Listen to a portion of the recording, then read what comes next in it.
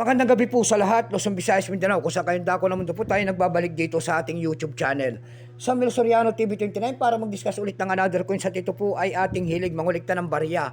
Kaya po tayo nandito nagsiselling ng kanilang mga halaga ang aking mga koleksyon para malaman natin ang kanilang mga presyo.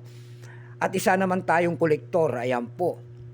Magandang gabi po sa lahat ng ating mga subscriber dyan. Thank you so much sa inyong lahat. Maraming salamat din po sa nanonood doon sa aking FB page, Samuel Soriano. Lahat po nakapalo doon sa akin. Thank you so much. Lalo na po yung mga nagbibigay ng star dyan sa akin. Thank you so much. Yun naman po hindi pa po nakapag-subscribe dito sa aking munting channel. Ayan.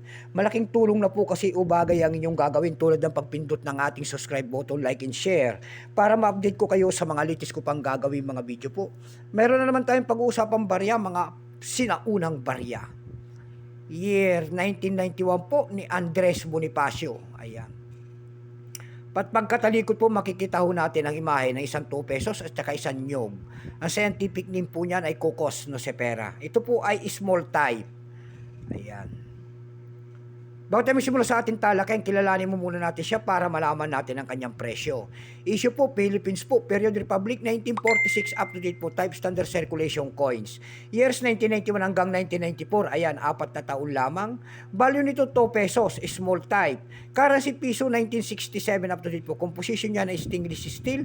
May bigat itong 5 grams, may haba pong 23.5 mm. May kapal po naman itong 1.8 mm, hugis po, bilog.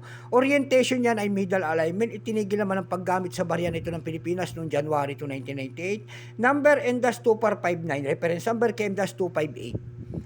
Ito pong year 1991, ito po ay 42%. Ayan, wala pa pong maipakita ang ating Bangko Sentral kung ilang piraso ang ginawa sa barya na hawak natin.